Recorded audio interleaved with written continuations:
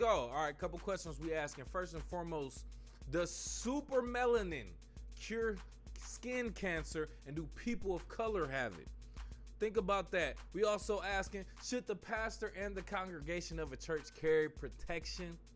Also, a TikTok doctor sparks conversation about a link between giving head and throat cancer.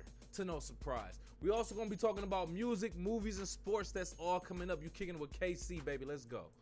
Come on, man. Popular topics that may or may not be talked about in the news with yours truly, KC, MC, 10 plus years radio experience and more. Let's go, man. This first topic is actually coming from, let me get the source, science.org. All my links in descriptions. Researchers have developed a synthetic form of melanin, referred to as super melanin, which significantly accelerates skin healing when applied as a cream.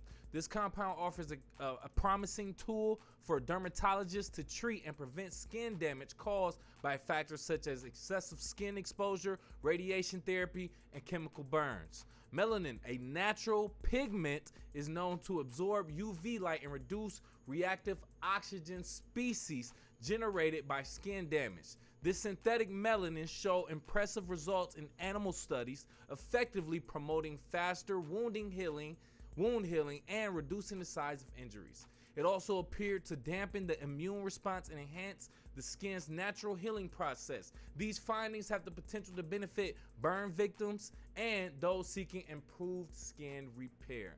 So it looks like they are comparing, or actually putting together, I should say, what they call super melanin and some type of natural skin cream. And it seems to be working like fast. It seems to be working a lot better than a natural healing process or any other just natural skin product out there. They're adding this super melanin that they actually made in the laboratory. Now, researchers started developing this with something they call dopamine. You know what dopamine is? It's a derivative of an amino acid. That's also the starting point for melanin. Then they follow with two different strategies to link the millions of copies of that compound together in order to produce two versions, right? One that can soak up more ROS in a skin wound. I got the links in my description. Check that out for the full story. But one route involved forming lightly packed nanoparticles and putting that with the skin cream. The other created even smaller but more porous, like for the porous particles leading to a bigger surface area over which they could interact with the skin. Now they mixed both of those, like I said, with actual skin cream. They applied it to burn victims, mice starting off, and then they tested it. And what they found out was those victims tend to heal a lot faster if they had some type of, burn or something like that. They say on average, it takes about 16 days to heal from a natural burn or some type of skin mark. With that, it took about 10 to 12 days on average when applying the super melanin to the actual skin cream. Now, they're still trying to determine which method, which route applying the super melanin works best. At this point, it looks like it's working. But when you hear melanin, what do you think of? Most black people, I'm going to tell you, going to think of their skin. It's the reason why their skin is of a darker shade, let's say. They have a darker pigment. So when it comes to melanin, people of color tend to have more melanin than white people. But we're asking, does this actually cure skin cancer, and do black people or people of color have it? Super melanin, by the way. And the answer is no, by the way. The answer is no to both. They're still trying both out. It doesn't necessarily cure skin cancer. What it does is it speeds up healing, and it actually protects against skin cancer. So that's what it does. So and that's when you add super melanin to these creams. Black people don't have it. When you think of super melanin, just because you black as hell don't mean you got super melanin. It's a whole different process involved with derivatives of other things and synthetic forms of such. But nonetheless, they're creating it, and it seems to work. Do you think there's any long-term effects with this synthetic skin cream? I have to say so. This is making things more convenient, right? I love something that I heard recently from somebody saying, convenience always comes with a cost. whenever you're ordering DoorDash or doing anything, it comes with an additional cost than what you just really want. That's because it's convenient to you. You see what I'm saying? So I understand what this does. I love it if it heals, but it's also synthetic. So what do you think about that? It's not from black people. The blacker you are, it doesn't make you better. Black people actually can still get skin cancer. I think they say 1 to 2% of all cancer in black people is skin cancer. So you can still get it. It's just a very, very small amount. But nonetheless, let me know what you think. Go off in the live chat in the comments, call into the show, 313-466-4386. I got another topic that's very, very interesting, by the way. We asking about the church and its people. Should a pastor in the congregation of a church carry protection? This is coming from projects.apnews.com. As American houses of worship grapple with the ongoing threat of gun violence, two religious leaders embody the stark divide on the issue. Reverend Jimmy Hardaway Jr. of Trinity Baptist Church in Buffalo, New York, carries a concealed weapon as a means to protect his congregation, contending that it safeguards their right to worship in peace amid rising violence in his neighborhood. In contrast, Reverend Stephen Caddy of Asbury First United Methodist Church in Rochester, New York, firmly believes that guns have no place in a place of worship, emphasizing the need to prioritize love for one's neighbor over gun ownership. The tension between the right to worship and the right to bear arms highlights the ongoing debate about guns in American society amid increasing incidents of mass shootings and rising gun deaths. We got a few different things to talk about in here to pick apart. Excuse me, pause. But we're basically asking, how comfortable are you going to a church where a pastor and the congregation openly carries protection? I'm being very, very careful with my words on this YouTube algorithm. Nonetheless, what I'm saying is, how do you feel about everybody in the church having one of those? Bang bangs. You feel me? I think I agree with it.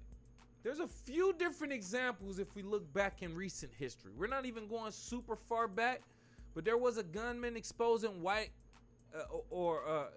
representing white supremacy views. He killed 6 worshipers at the Sikh Religious Society of Wisconsin in the town of Oak Creek. In 2015, a young man walked into a Bible study at Emmanuel African Methodist Episcopal Church in Charleston, South Carolina, killed 9 people. In 2017, when a shooter entered the First Baptist Church in Sutherland Springs, Texas, slaying 25 people, including a pregnant woman. In 2018, when 11 people, including several who had survived the Holocaust, were killed by a gunman who invaded the Tree of Life Synagogue in Pittsburgh. God bless the dead. Rest in peace, everybody. Last year, a little more than an hour's drive away from on the east side of Buffalo, a shooter bent on killing black people targeted shoppers at a supermarket, leaving 10 dead. These are examples of people with protection walking into places of establishments where you're usually not supposed to carry a protection, and they're actually opening fire on these innocent people. So these pastors in New York who have two conflicting views feels like I'm gonna carry mine just in case somebody come in here tripping, and then another one saying, nah, we ain't doing that here. We gonna keep peace. We gonna be peaceful, and peace is only peace is gonna enter this church. Who do you side with? Who do you go with on that?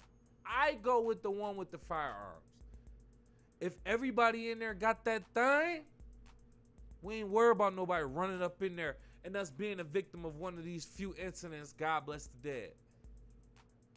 I'm not trying to be that. I feel it too. People like to go to places of establishment where protection is not allowed, and then they like to commit these crimes.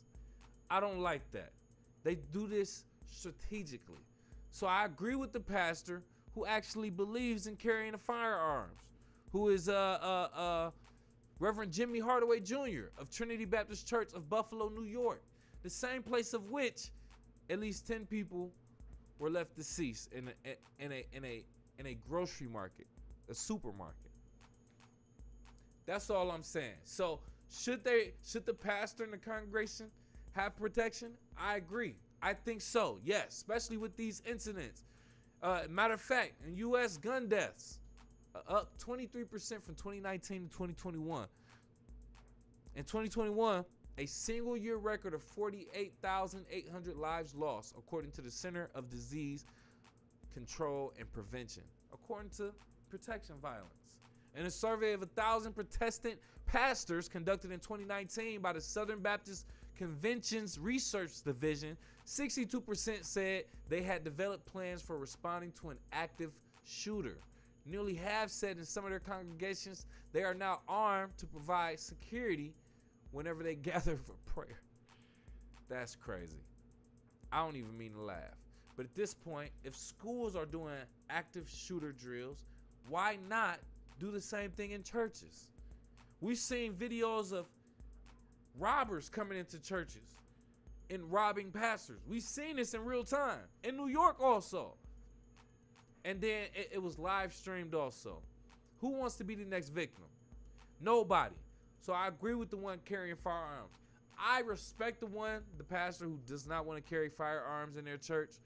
Who is that? Reverend Stephen Caddy. I respect that. Before I carried firearm, I always felt like the universe is protecting me. God is protecting me. I'm good. If I'm meant to go, I'm going to go, whether I got a firearm or not. That's how I felt. And I understand that. Nonetheless, now that I do carry a firearm, I feel like I'm going to go out shooting.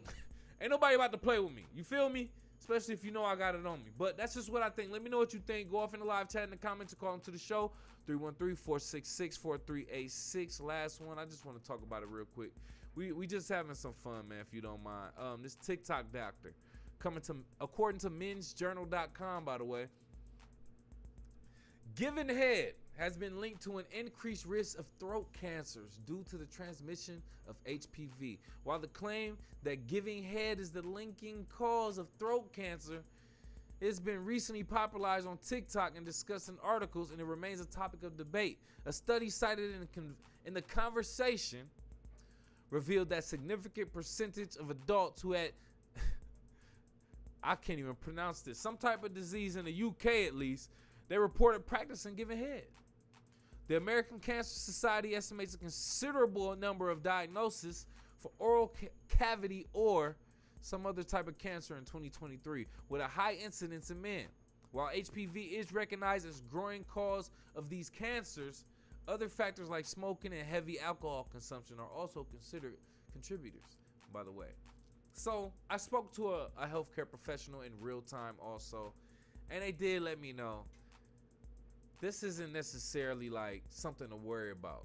I don't even want to speak on it anymore, but a lot of people don't know that they carry certain diseases.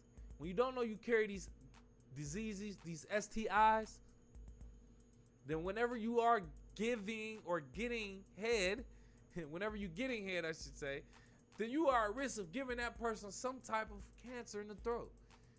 Now, it makes sense, right? Going from one disease to another possible disease, yes, right? But the throat cancer seems crazy, right? So I don't know how true it is. How often are you getting tested? And is it worth giving head to get cancer just by not asking somebody when's the last time you've been tested?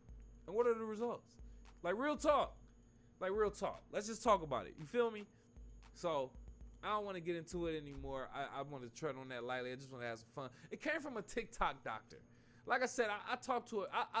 I love my partner. My girl is a healthcare professional. She told me, no, this it's highly possible, but it's like, yeah, if you doing something with somebody with disease, it's highly possible that you can get it, especially if you're transmitting fluids.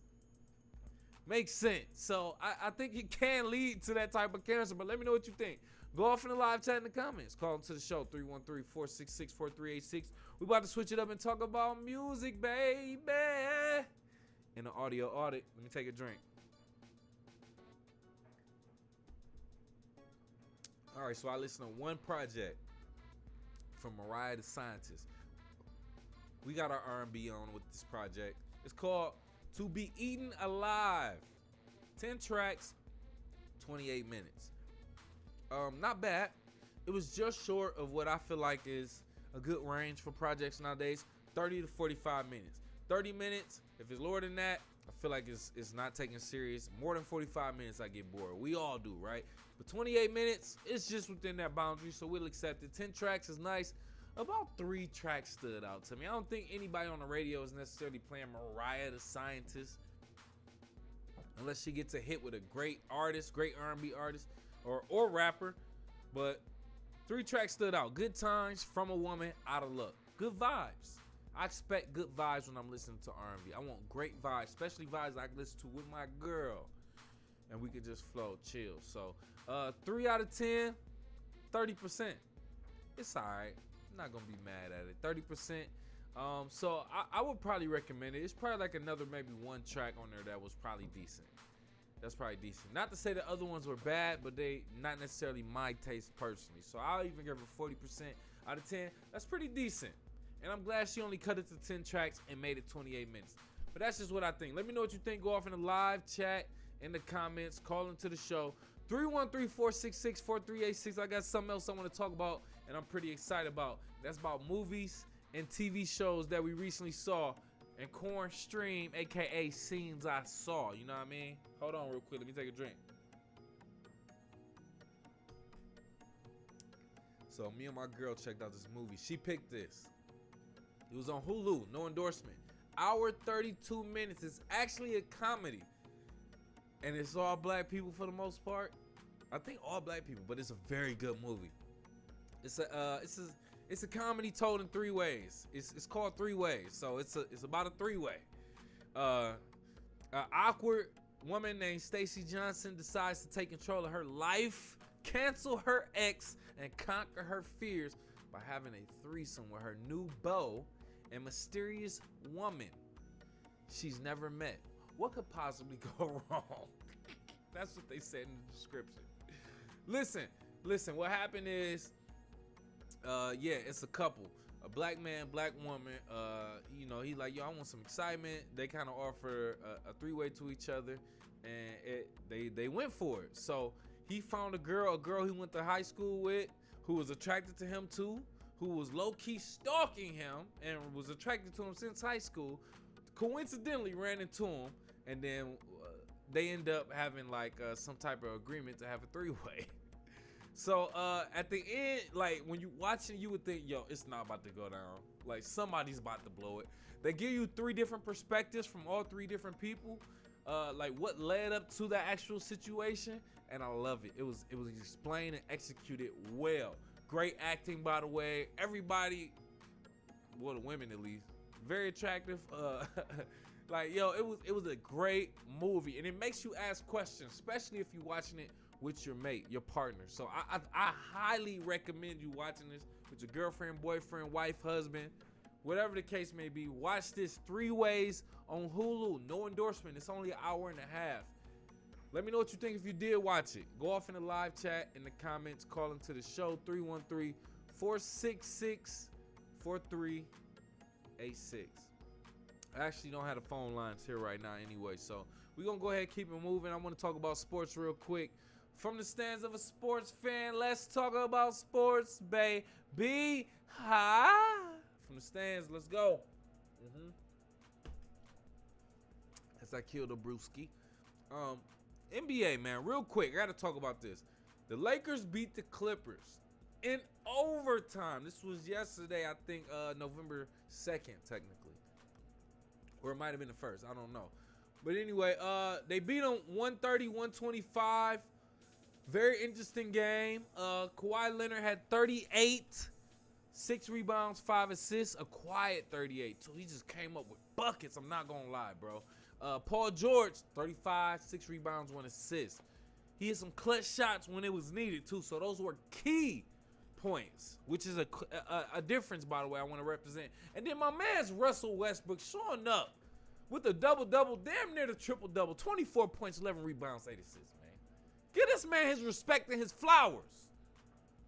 Tired of playing with y'all. LeBron James, though, did his thing, man. I got to respect him as a basketball player. 35 points, 12 rebounds, 7 assists. Anthony Davis showing up, and he's a little bit more consistent. 27, 10 rebounds, 3 assists. D'Angelo Russell, D-Lo, 27 points, 2 rebounds, 6 assists. So the key players are showing up in key moments. LeBron James ultimately had to take leadership again to actually get the win, especially in overtime. He's too old for that. Anthony Davis, you might have had some key points. You might have had some key points in the clutch. But nonetheless, he still scored more than you. You're supposed to be demanding the ball, Anthony Davis, down court. Get the rebound and push it. And only pass it if you need help. You're supposed to force the double team on yourself to the point where if you really can't even handle the double/triple team, then you throw it out. Somebody open. That's what I want to say on that, Anthony Davis, man. But, I mean, you did what you did, man. Double-double, it is what it is. But it's more to the story than the actual score. Moving forward, man, I do want to talk about the Spurs, if you don't mind. Fix my hair, man. My hair be looking crazy in some of these videos, dog. The Spurs, I only want to talk about the Spurs because the #1 draft pick, Victor Wembanyama, went there. They beat the Suns again. 2 days, 2 games straight. They own the Suns. 132-121. The Spurs with a comeback win in the 4th quarter on Halloween. That's on Tuesday. No Devin Booker on the Suns. Okay, cool. Spurs get the win. No Devin Booker. Kevin Durant was there. No Bradley Beal either. But Kevin Durant was there. You can't lead this team, Kevin Durant. Against a rookie, he is 7-4. All right, cool. Devin Booker, and the second time he played. No Bradley Beal stuff. No Bradley Beal, but Devin Booker played. Spurs led by 13-0. Led off by 13-0. The Spurs was up by almost 20 at half. Devin Booker pushes to tie the game in the 4th quarter. Then Wembanyama extends the lead for the win. Killing. 7-4 killing. He had 38 points, bro. 10 rebounds, 2 assists. My man's is going on. He's doing what's expected. We haven't seen a superstar come in yet. I don't even want to necessarily call him a superstar. Highly anticipated #1 draft pick since LeBron. I want to continue to talk about Wembanyama, but Kevin Durant had 28 points, 6 rebounds, 1 assist. Devin Booker going off, 31 points, 9 rebounds, 13 assists. Talk about going off. But no Bradley Beal, though. Now, Victor Wembanyama, let me talk about him real quick. My man's just looking very deadly right now. He's looking very deadly. Who else can you name on the Spurs that you know? All right, they got a couple players that are actually doing, like putting up shots when needed, when expected. Excuse me, when needed, when expected, and they're actually they're winning games. Victor Wembanyama, yes, he's putting up numbers, almost 40. He's putting up numbers, bro, like he should. But not everybody's doing this. Now, him and Bol are using their height to their advantage and still learning how to dribble, learning how to pass, learning how to penetrate pause. And that's how you become a player that can't nobody stop. That's why people are already saying Victor Wembanyama, he's his own player in his own lane. Nobody's going to – I've never been able to check a player like this. People are saying that, actual players. So, hey, Victor Wembanyama, he's going to be deadly if he keeps this up. No injury, he's getting a championship in 3 to 5 years. His first 3 to 5 years, he's getting a championship. They trade good players around. Like, they damn near don't even need to trade good players around them. They're beating the Suns, who are championship contenders going into the season. Tell me, like, you feel me? Like, they're beating them. They own them 2-0 right now. This ain't the preseason. This is the season. Yeah, it's just starting off the season. But however many times they play, let's say they play the Suns 2 more times. They already own them 2 up. They already up 2 up. They got the recipe, bro. So, hey man, shout out to Victor Wembanyama, man, doing this thing. And I'm one of the people. I'm gonna say his whole name, bro, to put respect on his name. I'm not about to say Winba. I'm not about to say Victor Wembanyama. I learned his name like I learned Giannis Antetokounmpo. Put respect on their names, bro. That's all I wanted to say about that game, man. Pistons, they lost to my Pistons, bro. They lost to the Pelicans 116-125. Pelicans, they were up by 23 at the half. Whatever, man. Pistons young group was looking good. That's all I do want to say, though. The young group was looking good. Throwing up oops to each other. Jalen Duren going crazy. Jaden Ivey going crazy. Asur Thompson going crazy.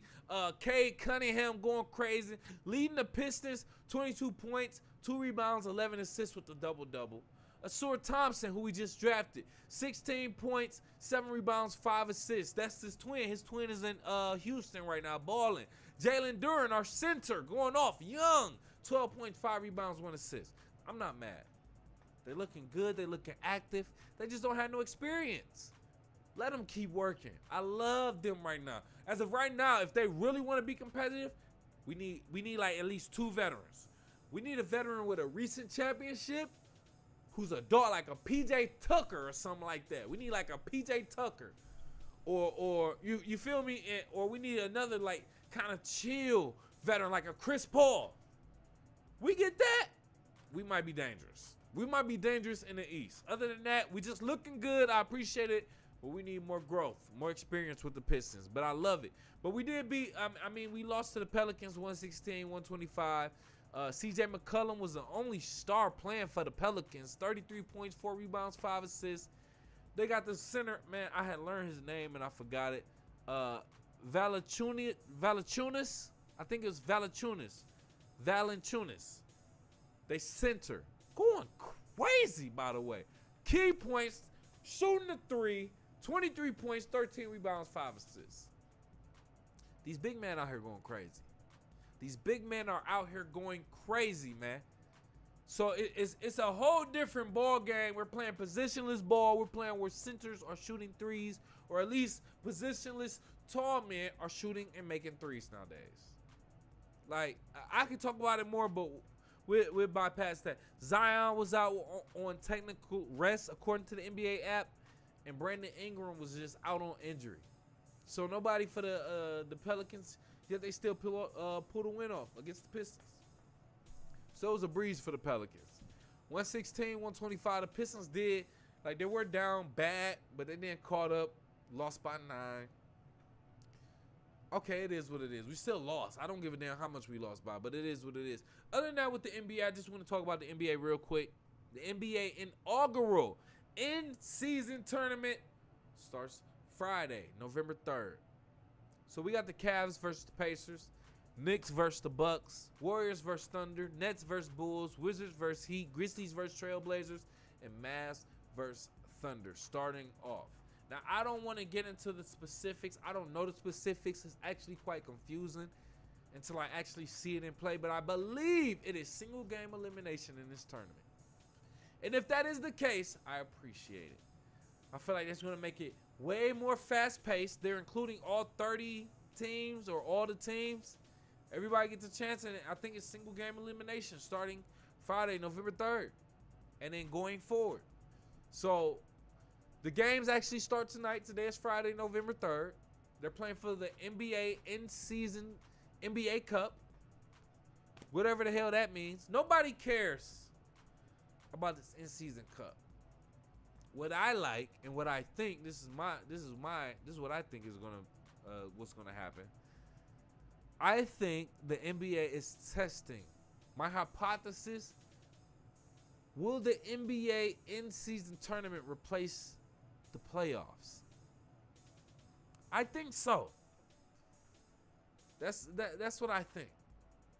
I think so. I think they're testing this out because the NCAA tournament does so well. It's so fast-paced and includes so many teams.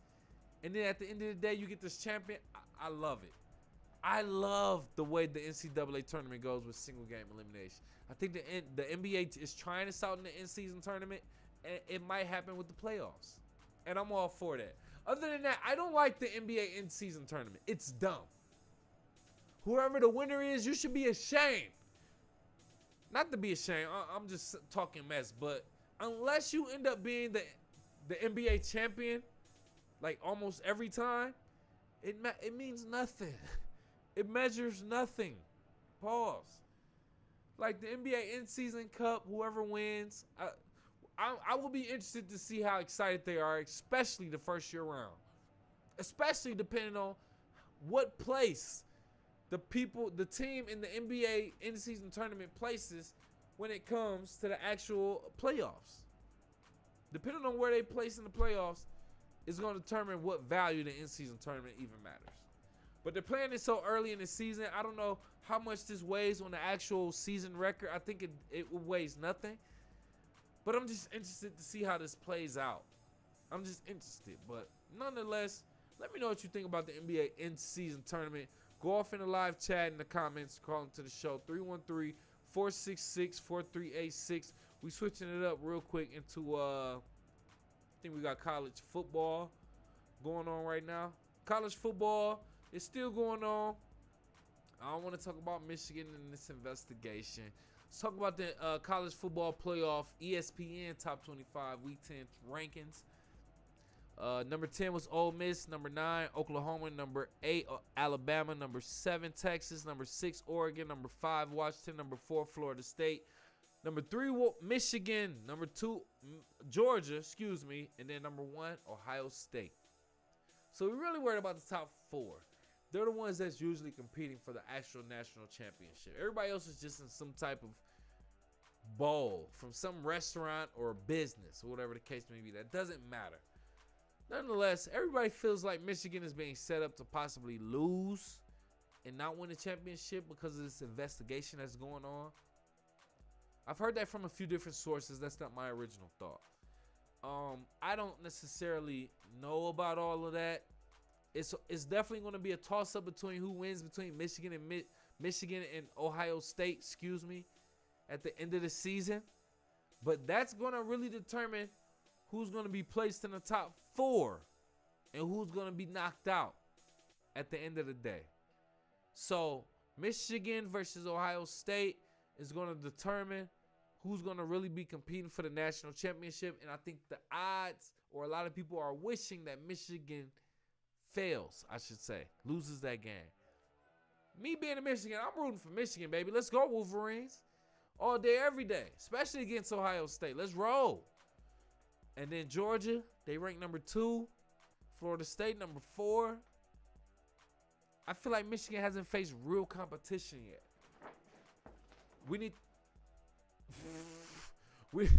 All right, so we just, you see what just happened. But we need to actually get to real competition. Give me a second. Let me fix this.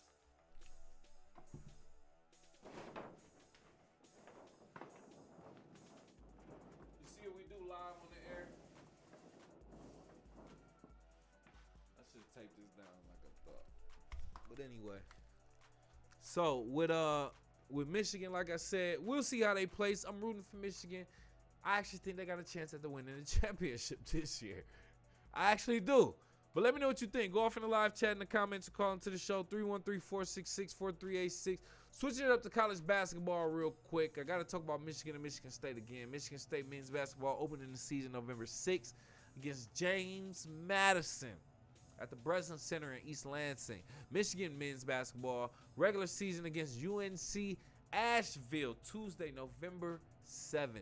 So we got Monday and Tuesday coming up. Michigan State versus Michigan. And just the whole college basketball, men's basketball season is starting to start. So we'll be talking more about that as that continues, as we cross into the new year and end the football season and begin and lean towards college men's basketball March Madness. That's about it for my college basketball. Let me know what you think about that. Who you got in the predictions to win it all, college basketball? Go off in the live chat in the comments or call into the show.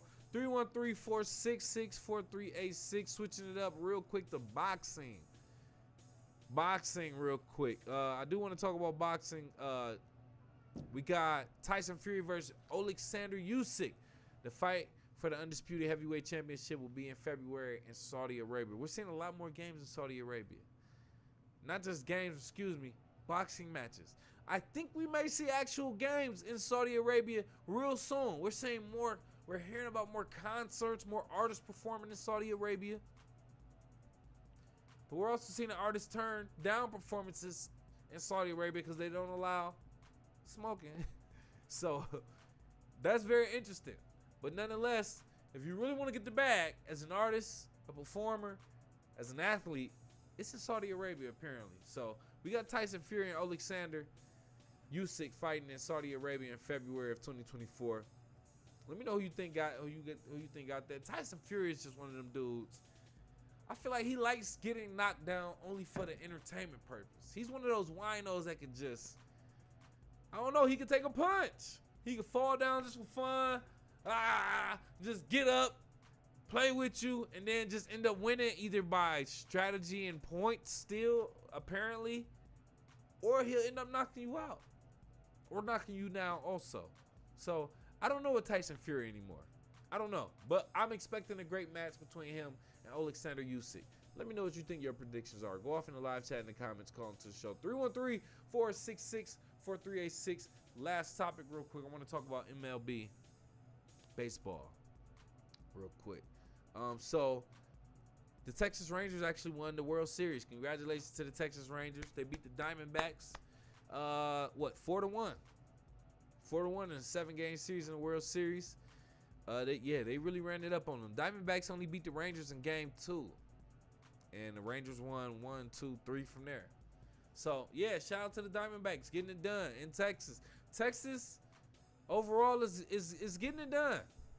Between the Rangers and the Houston Astros, Texas is looking like a basketball, football, and baseball state. It looked like an athletic state.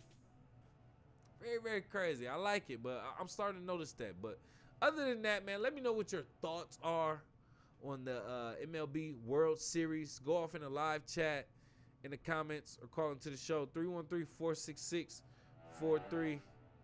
Just adjusting that just to see what that music is about. Man, we about to get up out of here, man. I'm a little bit tired. I need to go tend to my family. But before I get up out of here, I just got a quick thought real quick. So this is literally like just coming from the heart. So I just feel like we really need to be more conscious of the food that we eat. So I feel like the food that we eat are not only making us crazy and making us like do things to other people, harm other people, but I feel like that along with the algorithms on social media and the internet is making us less sensitive to death. That's what I'm starting to feel like. Like we watch it so much on the news, even and now on social media. Like actual people dying. Like we're watching that. It's so common nowadays, and we're desensitized to it. And I feel like that with the chicken and the other stuff that we eat that's popular in these fast foods, I feel like that's making us crazy and actually do this stuff. But is it a bad thing to actually be desensitized to death? We're all gonna face it. So what difference does it make?